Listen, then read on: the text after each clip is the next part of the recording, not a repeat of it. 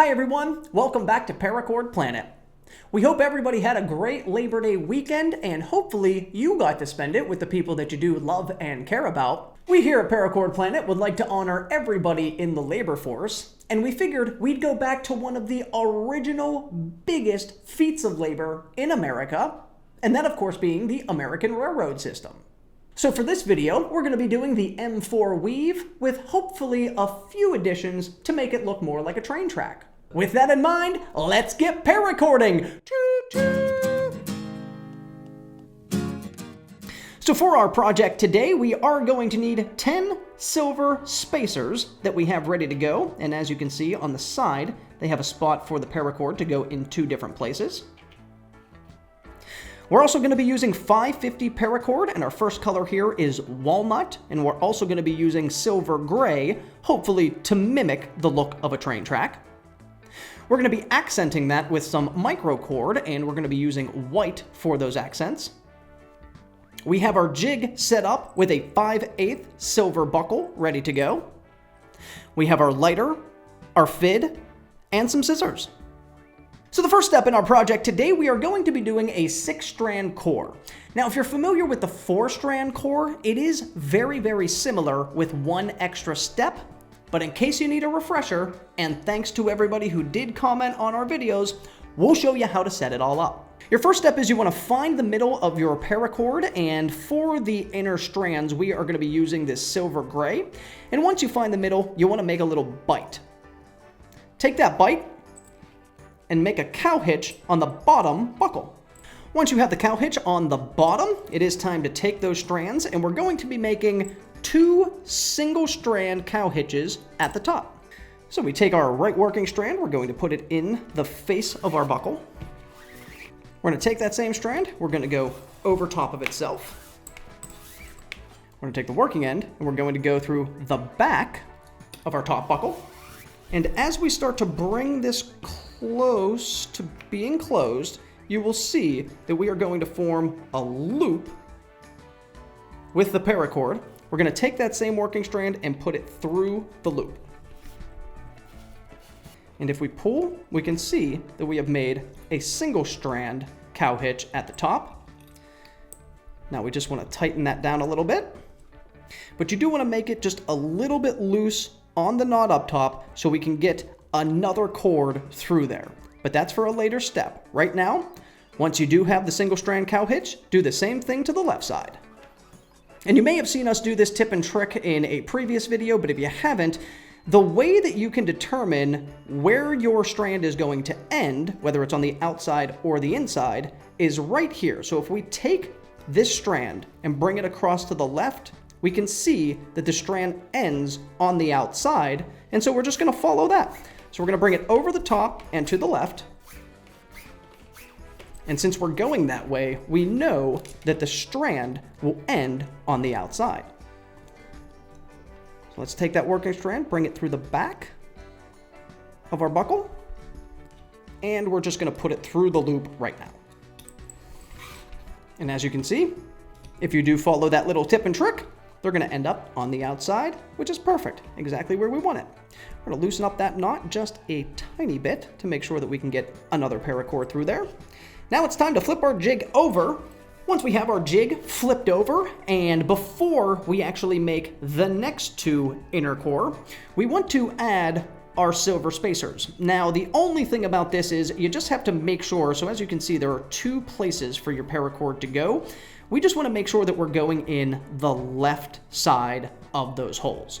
So if you throw it in, take it all the way down. So hopefully what you would like is that hole to be on the outside of our cord. So when we do our half a cow hitch at the top and bring the cord back for our 6th strand, it can go through this other one on the right. Not going to bore you with showing you how we put all of these on, but we're putting all 10 of them on right now. So once we do have our 5 spacers all set up and ready to go on our paracord, it is time to do the next step, which is a half a hitch on the top buckle. So we're going to take our right working strand, we're going to go down through the face of our buckle, bring it on through, And now for the half a hitch, once we have our paracord down through the buckle face, we want to take that same strand and we want to go underneath the cord that we just put through and over top of itself. And we do want to tighten that down.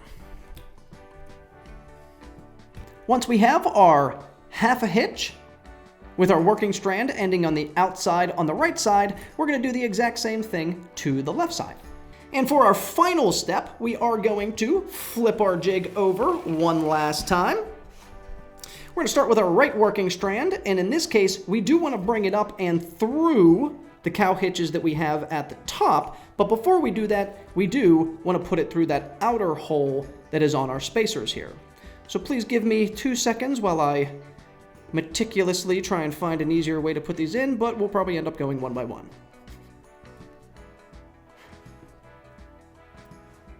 And just so we can put our working end through our cow hitch at the top, we are going to add a little bit of a lancing needle to it and lance it right through there. Man, I should have really called that a railroad spike. All right, from now on in this video, I'm going to call our lancing needle a railroad spike. And once again, we're going to take our railroad spike, put it on the end of our paracord, and put it right through our cow hitch at the top. And there we do have our 6-strand core. Hopefully that was easy for you. Now the only thing left to do is to cut off the excess paracord and burn it down. Once you do have the 6-strand core set up ready to go with your spacers, it is time to begin the weave, and we are going to do the weave in a walnut 550 paracord, and again we also have our white micro cord as a little bit of an accent, and we're going to keep that accent on top of our walnut. So our first step is to find the middle of both the white and the walnut paracord. We're going to take the right working strands. We are going to go underneath the entire weave itself until we get to the middle of both our walnut and our white. So to begin the weave, we're going to take our right working strands. We're going to go over top of the first 4 strands, and then we're going to go in between the 4th and 5th strand. Bring that on through. And you do want to pull and make that just a little bit tighter, and you can slide it up a little bit as well. Our next step, we want to take both of our cords and we want to put it between the 1st and 2nd cord, but still above the loop that we had just made going across the face. So now that we have our working strand, again, we want to push it between 1 and 2, and bring them both out on the other side. And as you get to this step, you want to take both of those cords and go over top of the cord itself and back in between the 1st and 2nd strand. And there you're going to see that it does form a nice little bump on the right side. And we do want to pull that down a little bit and push up on the weave to make sure that it sits at the top. All right, now that we have that little bump on the right side and we have pushed up a little bit on our weave, it is time to do the exact same thing with the left working strand. So again, we want to go around the first 4 inner core and between number 4 and number 5. Once you have that loop going around, once again, you want to take that same working strand, the left working strand, and you want to go up between the 1st and 2nd inner strand. And you can pull and tighten down just a little bit, but just like we did on the right side, to end this weave here on the left, we want to take our left working strands and we want to put them down through the 1st and 2nd inner core. We're going to get that nice little bump on the left side, and once again we can pull down and push up. And we can pull down from both of our working strands just to make it a little bit tighter. And from here, we are right back to the very first step where we take our right working strand and bring it across the first 4. Now, as you are making this weave and going down the bracelet, we are going to want these spacers in between a couple of our weaves. So at any time that you want, just push your spacers up and continue the weave going below it. So we are going to continue the weave, and we are going to be incorporating these spacers, and we'll come back when we have a few of the weaves done, and we'll let you see what it looks like.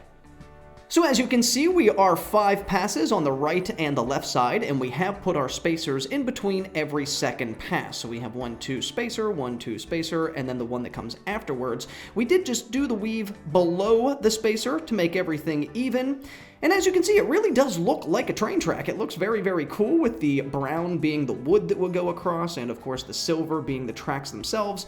We did put in these metal spacers to kind of look like spikes that you would drive into a train track, but it is looking very, very cool, and we will come back to the video and show you how to wrap up this bracelet. So here we are at the end of our bracelet, and as you can see, we did finish off the right working strands and the left working strands. And one of the things I like about this weave is naturally the strands end in the back, and if you've seen our previous videos, we love to cut and singe down the excess paracord in the back so that it's not in view of the front of the bracelet. So once you do get down to the bottom and you have made your final pass, we can take our bracelet off the jig. And as we do flip it over, you can see that the 550 paracord and the micro paracord both ending on the back. So we're going to do what we normally do, snip off the excess paracord and singe it down.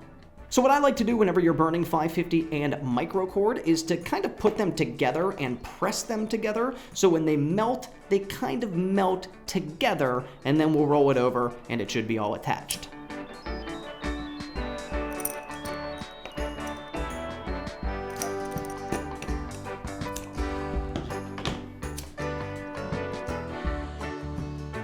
So here we do have our completed M4 bracelet, of course to honor and to commemorate all of those who are in the labor force, especially those who have built our American railroad system.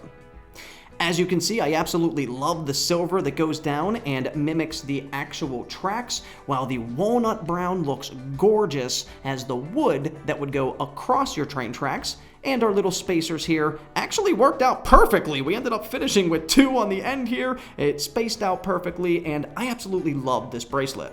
If you have followed us in a couple other videos, you might know that I am a little particular about bracelets. I do like them to be on the thinner side, which this bad boy is super thin, super flexible as well, and not to brag or anything, but I will say that for like the first time ever, I made it the perfect size for my wrist. So this just feels great. I think it looks great, and I think it'll be a wonderful accessory for any train enthusiast. So again, from all of us here at Paracord Planet, we do want to thank everybody who is in that labor field out there. You know, the world would not turn correctly if it weren't for you.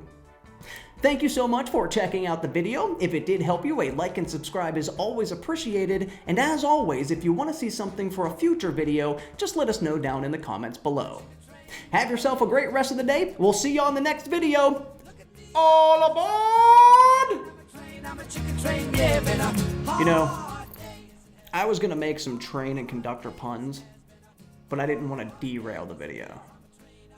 Ooh.